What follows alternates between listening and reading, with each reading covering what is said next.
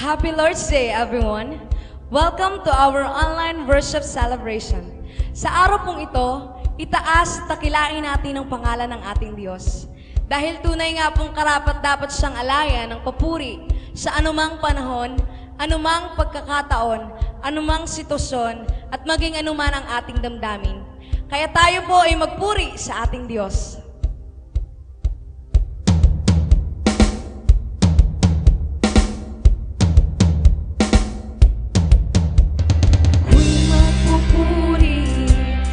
Bakit mundo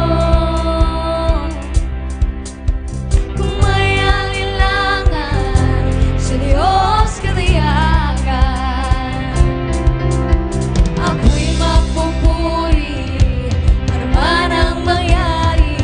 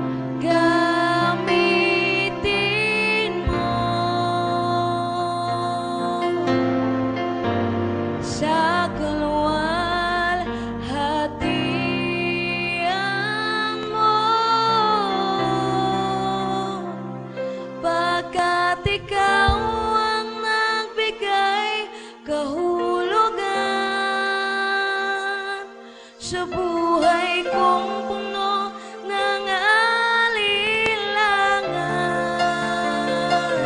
Sa'yo ko lang natagpuan ang pagmamahal, kapayapaan, tunay at wagas. Panginoon, kay buti mo sa akin.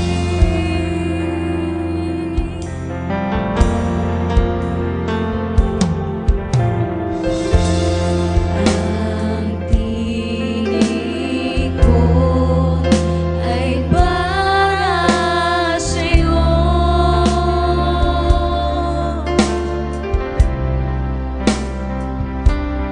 Nilikha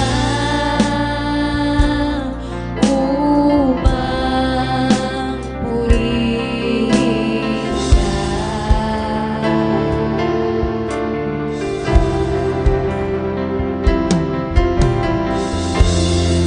ang buhay ko ay para sa'yo.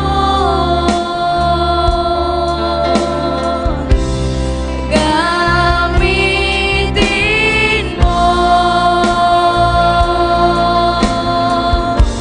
sa kalwalhatian ko, pagkat ikaw ang nagbigay kahulugan sa buhay kong puno ng alinlangan. Sa'yo ko lang natagpuan ang pagmamahal,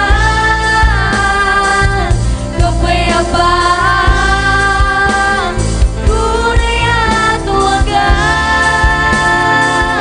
Panginoon, kay buti mo sa akin. Pagkat ikaw, O Diyos, pagkat ikaw ang nagbigay kahulugan sa buhay kong puno ng alinlangan. Sa'yo ko lang natagpuan ang pagmamahal, kapayapaan, tunay at wagas. Panginoon, kay buti mo sa akin.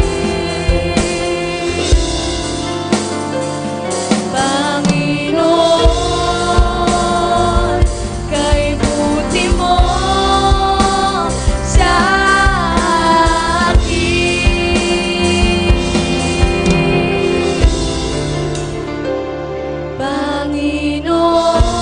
Panginoon, kay buti mo sa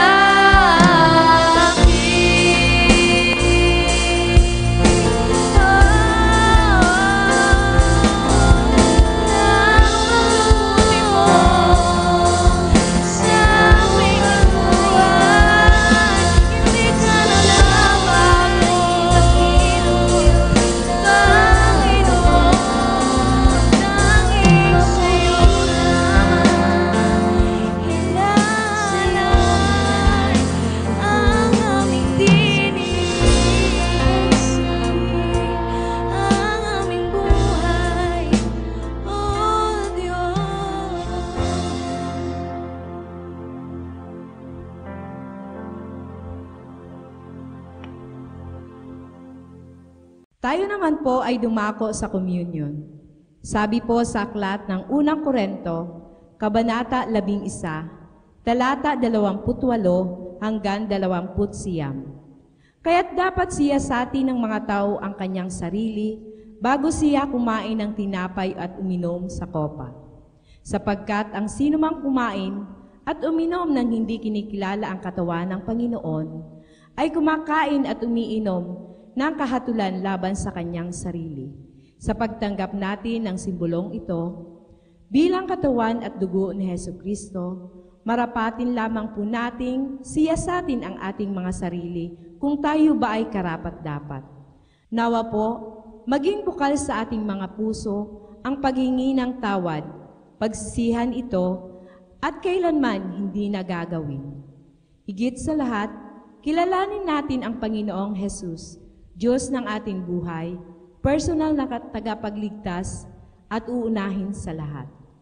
Tayo po ay manalangin. Dakilang Diyos, labis po kami nagpapasalamat sa iyong ginawang sakripisyo upang kami ay maligtas at magtamasa kung anong buhay meron kami sa panahon ngayon. Tiniis mo ang pasakit, dusa, ang mabilad sa kahihiyang kami ang may gawa. Paano ba namin masusuklian ang wagas mong pag-ibig sa amin?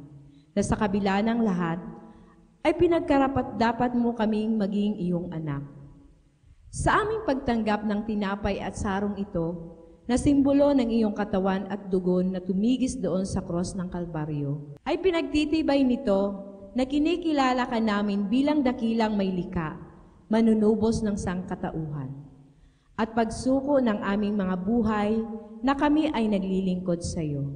Maraming salamat din po sa buhay na walang hanggan doon sa dako paroon, sa pangalan ni Jesus. Amen. Atin pong kainin ang tinapay at inumin ang laman ng saro.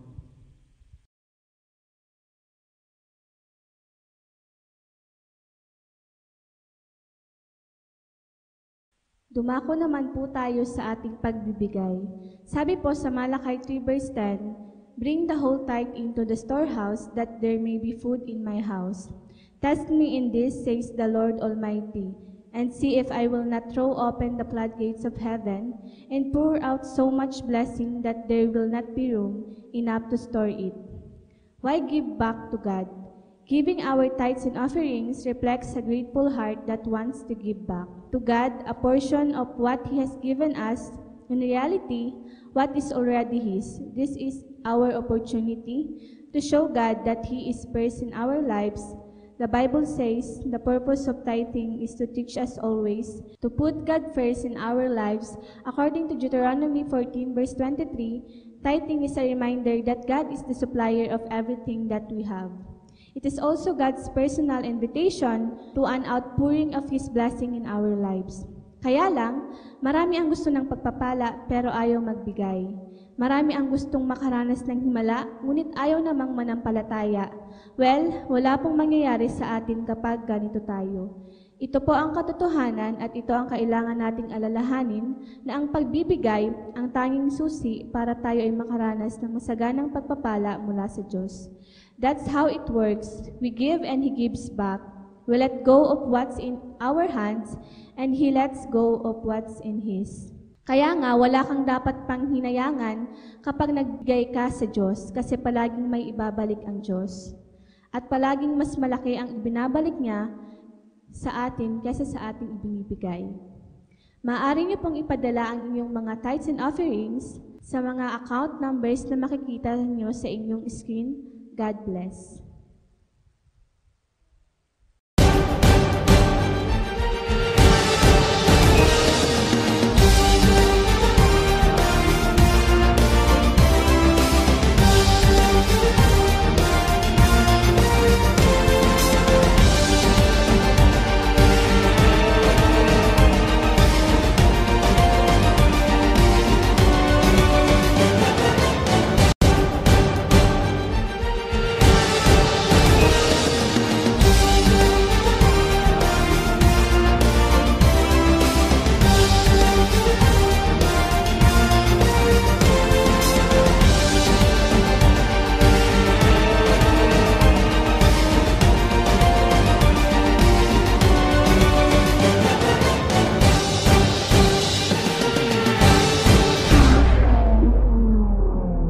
Happy Lord's Day po sa ating lahat, mga kapatid sa ating Panginoon. Welcome po sa ating gawain, sa ating online worship celebration at sa ating on-site worship celebration. Mahalaga po ang nais kong ibahagi sa araw na ito at gusto ko pong tanggapin ninyo po ito at panampalatayaan po ninyo. I want to break through. Yan po ang topic ko sa araw na ito. I want to break through. Marami sa atin ang gustong maka-breakthrough sa buhay. Anong breakthrough yung nais mo, kapatid? We all want to have a breakthrough in this life. Nais nating maka-breakthrough sa ating mga depresyon, mga pinagdadaan ng problema, maka-breakthrough sa utang, maka-breakthrough sa sakit at karamdaman, maka-breakthrough sa kalungkutan, sa kahirapan, sa mga pagsubok, maka-breakthrough sa mga sama ng loob na dulot ng iba, etc. Breakthrough in the ministry, breakthrough in the family, breakthrough in your health, in your finances, in your career, in your relationship, breakthrough in your business. Men and women in the Bible prayed for breakthrough also. Maraming karakter sa Biblia ang nag-pray ng kanilang breakthrough, naghangad, nanalangin, umiyak para sa kanilang breakthrough. Si Zacchaeus, hindi na masaya sa kasalanan. Kailangan niya ng breakthrough. Si Hana ay depressed na. Sa panunuya lagi ni Penina dahil wala siyang anak, siya isang baog. Si Jabez ay pagod na sa kahirapan. David asked, "Send me now prosperity." Psalms 118 verse 25. Si Haring Hezekiah ay umiyak sa kanyang karamdaman. Si Bartimeo ay walang tigil sa pagsigaw, "Gusto kong muling makakita. I want to see, I want to see." Yung babaeng dinudugo, pilit na inabot na mahawakan ang laylayan ng damit ng Panginoon. Lahat sila ay may kanya-kanyang pinagdaanang sitwasyon. Lahat sila ay humingi, nanalangin, umasam, nag-desire na magkaroon ng breakthrough. Lahat sila ay humingi ng breakthrough sa Panginoong Diyos. At lahat sila ay nagka-breakthrough. Sabihin mo sa katabi mo, ikaw din magkaka-breakthrough. Sige, sabihin mo, kaliwat kanan, unahan, likuran, ikaw din magkaka-breakthrough. Tayo lahat ay magkaka-breakthrough. Naniniwala ako may makaka-breakthrough sa utang. May makakabayad sa mga utang. May makaka-breakthrough sa anumang kahirapan ng buhay. May makaka-breakthrough sa sakit at karamdaman. Sa magulong sitwasyon na iyong pinagdadaanan, makaka-breakthrough ka. May mga makaka-breakthrough sa mga hilahil at mga pagsubok. Anumang kulang ay mapupunuan. Anumang mahina, palalakasin. Anumang wala, magkakaroon. Anumang sigalot, maaayos. I challenge everyone today, if you are asking God for breakthrough, He is the God of breakthrough. He can give you breakthrough. Now, I want to share this morning about the ABC of breakthrough. ABC of breakthrough. Number 1, A, awake. Get awake. Gusto mong magka-breakthrough? Gumising ka. Bumangon ka. Push yourself. Huwag kang matulog o magtulog-tulugan. Iwanan mo ang kalumbayan. Huwag kang padadaig sa kalungkutan. Walang mangyayari sa iyo kapag lagi ka nalang nalulumbay, lagi ka nalang naghihina, lagi ka nalang malungkot, lagi ka nalang nagbabackslide, lagi ka nalang depressed, lagi ka nalang feeling kawawa, lagi ka nalang discouraged, laging nagpapaiwan. If you want breakthrough, get away.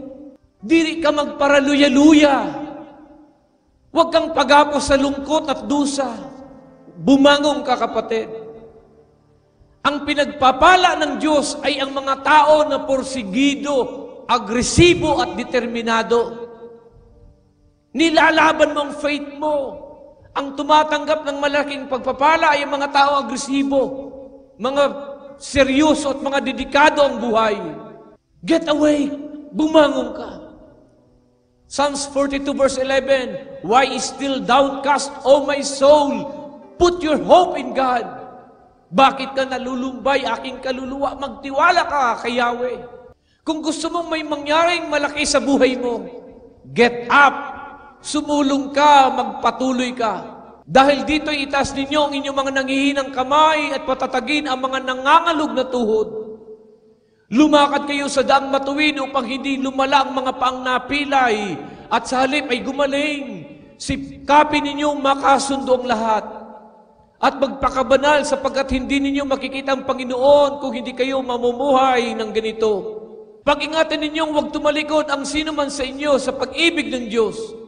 Huwag kayong magtatanim ng sama ng loob na dahil dito'y napapasama ang iba. Pag-ingatan ninyo na huwag makiapid ang sino man sa inyo o pawalang halaga ang mga bagay na espiritual tulad ng ginawa ni Esau. Ipinagpalit niya sa pagkain ng kanyang karapatan bilang panganay. Alam ninyo ang nangyari pagkatapos. Hiningi niya sa kanyang ama na igawad sa kanya ang pagpapalang na uukol sa panganay, ngunit ito'y itinanggi sa kanya.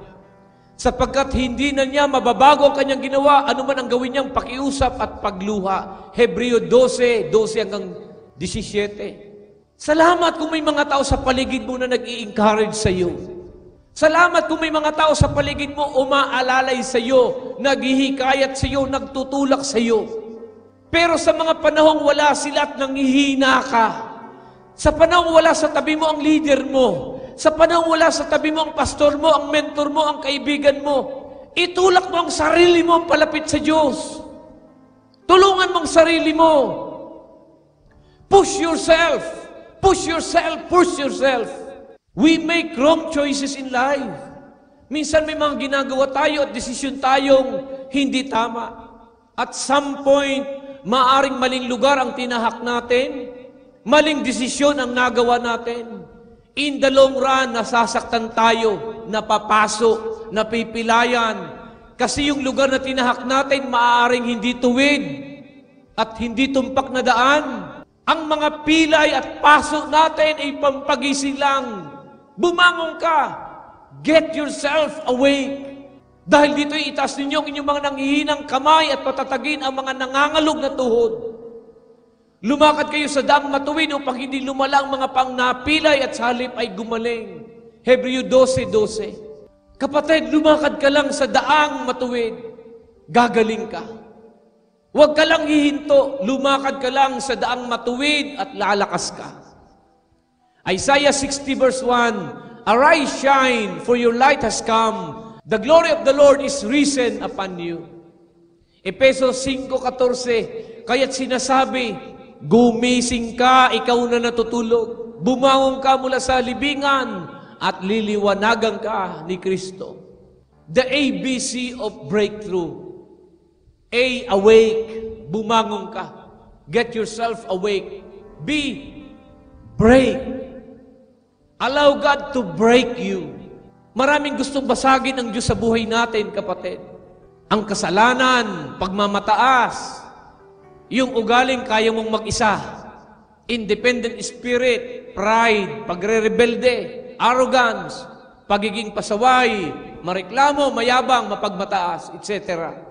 The alabaster box of oil has to be broken para sumingaw at humalimuyak ang bango ng pabango. Tayo din, kapatid, may mga brokenness tayo. Binabasag ng Diyos sa buhay natin ang anumang pride, anumang kasalanan, para maintindihan natin na siya ang tunay na kahulugan at kabuluhan ng buhay. Allow God to break you. Hayaan mong humalimuyak at makita sa atin ang pagpapakumbaba, ang pagpapasakop, ang pagsunod sa kalooban ng Panginoong Diyos. Ang pagkilala sa Kanya na wala tayong magagawa kung wala siya. Humalimuyak ang pananampalataya at pagmamahal sa ating Panginoon. Kapag may breaking, may breakthrough na mangyayari. Kapag may pinagdadaanan ka, may breakthrough ka. Your setback are God's set up for a greater comeback. Joseph the dreamer experienced what it is to be broken. Naranasan ni Joseph kung paano siya basagin. Ang ganda ng ipinakita ng Diyos sa kanya sa panaginip. Siya ipopromote, magiging dakila, payayamanin, magiging makapangyarihan. Yuyuko ang pamilya niya sa kanya. Pero bago nangyari yon, he had undergone a lot of breaking. Ang daming pagbabasag na nangyari sa kanya. He was hated by his brothers. kinamuhian ng mga kapatid, siya ihinubaran, inihulog sa balon, ibinenta bilang isang alipin, na kulong ng walang kasalanan. Ang daming hirap at sakit na dinanas. Ang daming pagbabasag, ang daming breakings na naranasan ni Jose. Kapag may breakings, may breakthrough parating. Ikaw kapatid, ano ba yung pinagdadaanan mo ngayon? Anong mga breakings ang pinagdadaanan mo ngayon? Kapag may pinagdadaanan ka, may breakthrough ka. Between the promise and the fulfillment of the promise is the process. The process could be hard and tough. Maaring sobrang higpit, sobrang hirap ng proseso, pero laging may breakthrough na nag-aantay sa dulo kung hindi ka give up. Kung nasasaktan ka, magpabasag ka. A broken spirit and a contrite heart, He will not despise. Psalms 51:17. Hindi binabaliwala ng Diyos ang may pusong basag at nagpapakumbaba. Awit 51:17, ang handog ko o Diyos, na karapat-dapat ay ang pakumbabat, pusong mapagtapat. What causes your brokenness? Ano yung mga dahilan ng mga brokenness mo, ng mga breakings na nangyari sa buhay mo? Failed expectations, mga disappointments, frustrations, heartaches. It all happened for you to realize there is only one who will never fail you, and that is God. That is our Lord. Allow God to break through. Awake, break, see, center. Put God in the center. Kapatid, gusto mo ng breakthrough, ilagay mo sa sentro ng buhay mo ang Panginoon. Huwag kang ma-out of focus. Yan ang problema ng maraming Kristiyano. Gusto ng breakthrough pero wala sa focus. Madaling mawala sa focus, distracted. Maraming Kristiyano hindi nakapokus sa Diyos. Nakapokus sa trabaho, nakapokus sa pera, sa hanap buhay, nakapokus sa sirkumstansya, nakapokus sa asawa, nakapokus sa problema, sa pinagdadaanan niya. Kaya masyadong malaki at mabigat yung dinadala. Mas lalong lumalaki ang problema at lumiliit ang Diyos sa Kanya. Bakit? Dahil hindi ka nakakapokus sa Kanya. Kapag hindi ka nakapokus sa Diyos, buhay mo ay sablay at laging kapos. Do you want to have a breakthrough? Put God in the center. Huwag mong isantabi ang Diyos. Huwag mong itabi sa eksena ang Panginoong Diyos. Hindi mo mababraso ang lahat. Sabi ng Panginoon, apart from me, you can do nothing. You need God every step of the way. Make God your center. Make God your priority. Make God your focus. Make God your first choice, your first love, your mainline duty, your main focus in life. Bigyan mo ng mas malaking puwang at importansya ang Diyos kaysa iba, kaysa trabaho mo, kaysa pag-aaral mo. Hindi ko sinabing huwag ka nang magtrabaho, hindi ko sinabing huwag ka nang mag-aral, pero bigyan mo ng higit na panahon at higit na importansya ang Panginoon kaysa ibang bagay. Kaya yung iba mabilis mahila ng problema, ng hanap buhay, ng pera, ng ibang bagay kasi distracted ang focus sa Diyos. Kapatid, saan ka ba nakapokus ngayon? Go back to the center. Refocus again. Sabi ng Biblia, Hebrews 12 verse 2, fix your eyes on Jesus, the author and the finisher of our faith. Nang ma-discourage at ma-burn out si Elijah, he wanted to die. Kain, tulog na lang ginawa niya at nag-exaggerated na. But God commanded him, go back to what you are doing. Go back to the center. Go back to the ministry. Go back to mentoring. Go back to discipleship. Go back to your cell group. Go back to your first love. Go back to God. Kapatid, nung nakapokus ka kay Lord, wala kang kinakatakutan. Nung time na nakapokus ka kay Lord, wala kang inuurungan. Ang liit lang ng problema sa tingin mo. Wala kang inaayawan, palaban ka at porsigido ka nung nakapokus ka. Kailan ba yung marami kang patutuo? Yun yung time na na-on fire ka sa ating Panginoon, nakapokus ka sa Kanya. Ang dami mong patutuo, ang dami mong breakthrough dahil nakapokus ka. Noong on fire ka kay Lord, lahat gagawin mo, walang nakapipigil sa iyo. Lahat kaya mong ibigay, lahat kaya mong gawin para i-please ang Panginoon. Noong ma-encounter mo si Lord, lahat kaya mong gawin para sa Kanya. Noong on fire ka kay Lord, nung nakapokus ka, ang liit lang ng problema. Pero nung mabaling sa iba yung focus mo, nakatingin ka na ngayon sa sitwasyon, nakatingin ka na ngayon sa problema, sa pera, nakatingin ka na ngayon sa sirkumstansya, nanghihinayang ka na. Binibilang mo na ngayon ang ginagawa mo sa Panginoong Diyos. Ang dali mong maapektuhan ng mga sitwasyon, madali kang ma-discourage, madali kang magdamdam, madali kang wala ng loob. Ang dami mo ng tanong dahil wala ka na sa focus, kapatid. Kapag nanghihinayang ka sa ibinibigay mo sa Panginoon, tinatrabaho ka ng demonyo. Kapag pinapalagpas mo ang mga oras na dapat ikaw ay nasa Panginoon, tinatrabaho ka ng demonyo. Kapag nag-iiba na ang priority mo sa buhay, tinatrabaho ka ng kaaway. Go back to what you are doing. Refocus again. Put God in the center. Awake, break, center. D means deeper. Go deeper. Gusto mo ng breakthrough? Go deeper. Magpakalalim ka. Magpakalalim ka sa pananampalataya. Magpakalalim ka sa Diyos, sa iyong paglilingkod, sa iyong pagmamahal sa Kanya. Magpakalalim ka sa iyong pagsunod. Go deeper. Jesus commanded Simon to launch out into the deep. Sabi ng Panginoon, dun ka sa malalim. Kapag malalim, mas refreshing. Kapag malalim, mas madami at mas malalaki yung huli. Mas madami at mas malalaki yung blessings. Go deeper in your faith. Go deeper in your commitment. You want breakthrough? Go deeper in your prayer. Go deeper in the Word. Go deeper in worship. Go deeper in your giving. Go deeper in your obedience. Laliman mo pa ang pagsunod. Kapag malalim ka, walang tatagal na problema. Lumiliit at di mo mapapansin ang problema kapag malalim ka. Letter E means engage. If you want breakthrough, engage yourself. Get involved. Sabi ng Biblia, kaya nga mga minamahal kong kapatid, magpakatatag kayo at huwag matitinag, maging masipag kayo sa paglilingkod sa Panginoon. Dahil alam ninyong hindi masasayang ang inyong paghihirap para sa Kanya.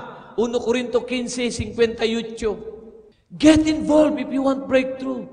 Do something for God. Participate in the kingdom. Kapatid, gusto mo ng breakthrough, huwag ka lang manood. Sumali ka, mag-participate ka.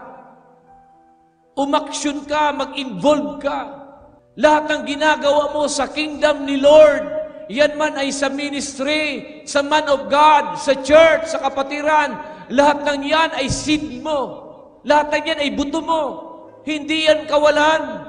Ang ginagawa mo ngayon ay seed mo para sa future mo. Your giving is a seed. Your declaration today is a seed. Your studies today is a seed para sa future mo. Your good work is a seed. Your action is a seed. Ang pagpapagamit mo sa Diyos ay seed mo para sa future mo. Sabi ng Biblia sa Aklat ng Henesis, hanggat naririto't buo ang daigdig, tagtanim, tag-ani, palaging sasapit. Tag-araw, tag-ulan, tag-init, taglamig, ang araw at gabay hindi mapapatid. Genesis 8:22. As long as the earth endures, seed time and harvest time will not cease. It will always happen. Yung mga butong tinatanim mo ngayon, aanihin mo bukas, kapatid. Tanim at dilig lang ang gawin mo. Hayaan mo si Lord ang magpalago para mag-manifest ang dream mo, mag-manifest yung harvest mo. Get involved. Kumilos ka. Huwag kang magpatumpik-tumpik sa paglilingkod. Sumabay ka. Alam niyo po ba ng pagpapala pala ay pwedeng mailipat o maagaw ng iba? Yung para kay Esau ay nakuha ni Jacob. Yung para kay Reuben ay nakuha ni Joseph. Bakit? Bakit nakuha? Kasi sila yung grabe ang pasyon sa Panginoon. They have passion for spiritual things. They have passion for their birthright, for the dream is spoken by God. May breakthrough ka, kapatid. May breakthrough mangyayari sa buhay mo. Get awake. Kung babangon ka ngayon, bumangon ka mula sa iyong katamaran, bumangon ka mula sa iyong kalumbayan, sa iyong mga kalungkutan, sa mga depression mo, bumangon ka, get up. Para magka-breakthrough ka, bumangon ka, tapusin mo ng kalungkutan sa buhay mo. Secondly, allow God to break you. Hayaan mong i-break tayo ng ating Panginoon, yung mga breaking nangyari sa ating buhay. Kung may mga binabasag ba ang Diyos sa buhay po natin, hayaan nating humalimuyak ang pagsunod, humalimuyak ang bango ng pananampalataya, pagmamahal, pagpapakumbaba at pagpapasakop sa ating Panginoong Diyos. Allow God to break you and put God in the center. Ilagay mo ang Panginoon sa center ng buhay mo, na siya yung priority mo, siya yung mainline duty mo. I-focus mo ang buhay mo sa ating Panginoong Diyos. And go deeper. Magpakalalim ka sa iyong pananampalataya. Magpakalalim ka sa iyong pananalangin, sa iyong pagsunod. Magpakalalim ka sa salita ng Panginoong Diyos, sa iyong commitment. Get engaged. Magpagamit ka sa ating Panginoon, mag-participate ka. Sumali ka sa gawain ng Panginoon. Do something for God. Do something in the church. Do something in the ministry. Tanda mo ito, kapatid. Kaya may breaking na nangyayari sa iyo kasi may breakthrough na nag-aantay sa iyo sa unahan mo. Kung may rumang breaking na nangyayari sa iyo, problema, kahirapan, kakapusan, parang natitempt kang mag-doubt. Tingin mo para walang nangyayari. Parang nang-aalilangan ka. Kapatid, may breakthrough ka. Manindigan ka. I want to pray for you. Stand up and raise up your hand to Jesus. And I want to pray for you. Lord, salamat Panginoon sa breakthrough ng mga kapatid kong ito, Panginoon. Alam ko may breakthrough na mangyayari sa mga tapat mong lingkod, na mga taong porsigido, determinado at agresibo. Lalakaran ng pagsunod, lalakaran ng pananampalataya, ilalaban namin ang aming faith, Panginoon. Salamat, Lord God, babangon kami, Panginoon. Lord God, babangon kami sa aming kahimlayan, babangon kami sa aming kalungkutan, babangon kami sa mga depresyon, Panginoon. At hayaan namin, Panginoon, basagin mo kami para humalimuyak, Panginoon, ang bango, Panginoon, ng aming pagpapakumbaba at pagsunod. At salamat, Panginoon, we will put you in the center ng aming buhay. At magpapakalalim kami, Panginoon, sa paglilingkod sa iyo at magpapagamit kami, Panginoon. Pagharian mo kami, Panginoong Diyos. Itaas mga kamay, ako'y nagdideklara, ang kapayapaan ng Panginoon sa ating lahat, ang panatag na puso, ang matiwasay na pag-iisip, ang masayang kaloob at malakas sa pangangatawan, ang pinagpalang buhay at kabuhayan ay dumali sa iyo at sa iyong sambahayan. Pakaingatan ka ng Diyos sa isang buong linggong darating at ang kapayapaan niya maghari sa atin. Tanggapin natin lahat ito sa pangalan ng Ama, ng Anak, at ang Espiritu Santo. Lahat ay magsabi ng Amen. Happy Lord's Day! Happy Lord's Day! Palapakan natin ang ating Panginoon.